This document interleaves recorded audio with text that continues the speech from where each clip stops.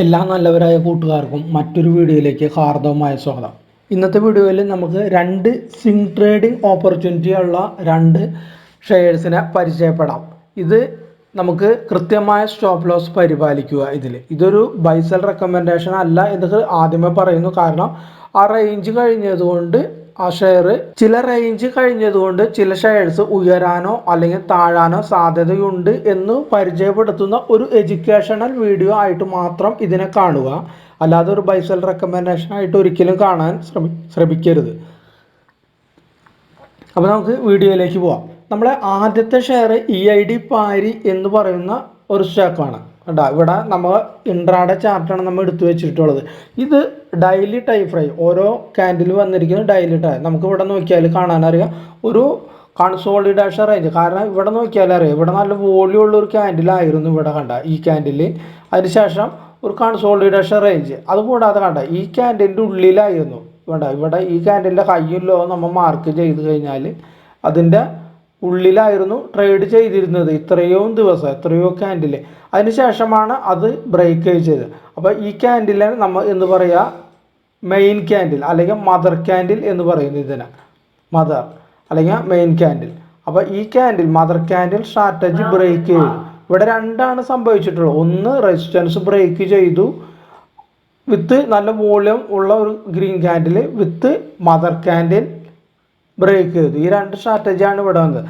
അപ്പോൾ ഇങ്ങനത്തെ സ്ട്രാറ്റജി വരുമ്പോൾ ഇതൊരു അപ്സൈഡ് മൊമെൻറ്റം നമുക്ക് ഇതിൽ പ്രതീക്ഷിക്കാം. പക്ഷെ അങ്ങനെ പ്രതീക്ഷിക്കുമ്പോൾ നമുക്ക് റിസ്ക് ഫാക്ടർ ഒളിഞ്ഞു കിടക്കുന്നുണ്ട്.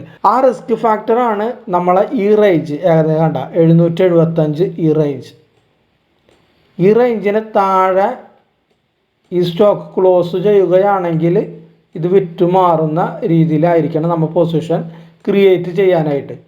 അത്രയും റിസ്ക് ഈ സ്റ്റോക്കിൽ ഉണ്ട് എന്ന് നമ്മൾ മനസ്സിലാക്കണം. നമ്മൾ ഇൻട്രാഡേ മാത്രമല്ല ഒരു വീക്കിലി ടൈം ഫ്രെയിം എടുത്താലും കണ്ട ഇതും വീക്കിലി ടൈം ഫ്രെയിം എടുത്താൽ ഇത് നല്ല രീതിയിൽ കയറി നിൽക്കുന്ന ഒരു സ്റ്റോക്കാണ്. അതുകൂടാതെ അവിടെയും നമ്മൾ ഈ പറഞ്ഞ പോലെ മദർ ക്യാൻഡിലാണ് വന്നിട്ടുള്ളത് കണ്ട. ഇതിൻ്റെ ഹൈ ഇവിടെയാണ് വന്നിട്ടുള്ളത്. അപ്പോൾ രണ്ട് രീതിയിലാണ് വീക്കിൽ ഇപ്പോൾ ഒരു ദിവസമല്ലേ ആയിട്ടുള്ളൂ ഈ വീക്ക് കഴിയാനായിട്ട്.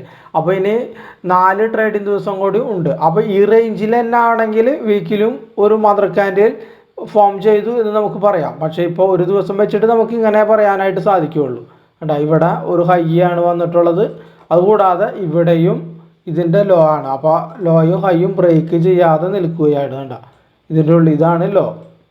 അപ്പോൾ ഇതിൻ്റെ ഉള്ളിലാണ് വീക്കിലിയും ഇത് ട്രേഡ് ഇരിക്കുകയായിരുന്നു ഇതിൻ്റെ ഉള്ളിൽ.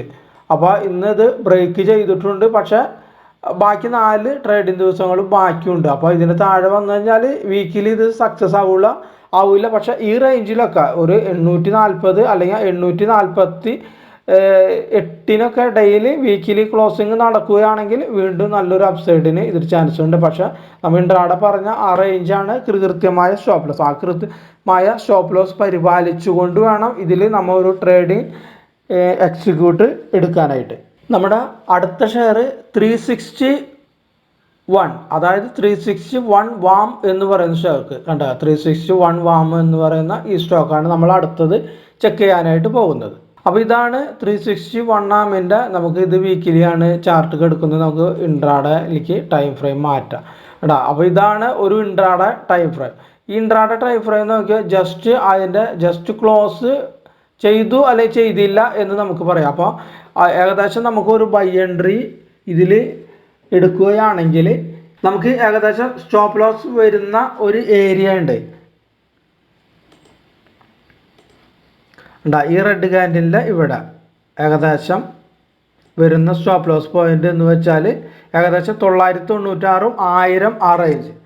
അതിന് താഴെ ക്ലോസിങ് ഒരു റെഡ് ക്യാൻഡിൽ വന്ന് ക്ലോസിങ് ആവുകയാണെങ്കിൽ ഇതിൻ്റെ സ്ട്രക്ചർ ആകെ മാറും. അപ്പോൾ ഇവിടെ നമ്മൾ ഇത് വെച്ചുകൊണ്ടിരുന്നിട്ട് കാര്യമില്ല. അപ്പോൾ അത്രയും റിസ്ക് ആണ് ഇവിടെ നിന്ന് നമുക്ക് എടുക്കേണ്ടതായിട്ടുള്ളൂ. അത്രയും റിസ്ക് ഇൻട്രാഡേ വെച്ച് നമുക്ക് നോക്കുമ്പോൾ ഇവിടെ നമുക്കൊരു റെസിസ്റ്റൻസ് ബ്രേക്ക് ഔട്ടാണ് കിട്ടിയിട്ടുള്ളത്.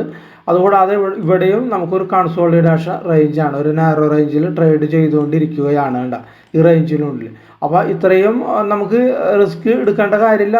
വലിയ ക്യാൻഡിൽ വിത്ത് വോളിയത്തോടുകൂടി വന്നതുകൊണ്ട് ഇത്രയും ഈ ചെറിയ റിസ്ക് മാത്രം എടുത്താൽ മതി നമ്മൾ.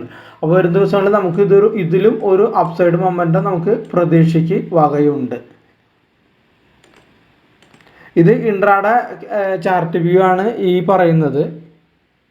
നമ്മൾ വീക്കിൽ നോക്കുമ്പോഴും ഇത് നല്ല രീതിയിൽ ഉയർന്നുകൊണ്ടിരിക്കുന്ന ഒരു അപ്സൈഡ് മൊമെൻറ്റം കാത്തു സൂക്ഷിച്ചുകൊണ്ടിരിക്കുന്ന ഒരു സ്റ്റോക്ക് തന്നെയാണ്. അപ്പോൾ വരും ദിവസങ്ങളിൽ നമുക്ക് ഇതിലും ഒരു അപ്സൈഡ് മൊമെൻറ്റം പ്രതീക്ഷിക്കാം. പക്ഷേ ഈ പറഞ്ഞ ലെവലിൽ കൃത്യമായ സ്റ്റോപ്പ് ലോസ് പരിപാലിച്ചുകൊണ്ട് വേണം ഇതിൽ നമ്മൾ ഒരു ട്രേഡിങ് എക്സിക്യൂട്ട് ചെയ്യാനായിട്ട്.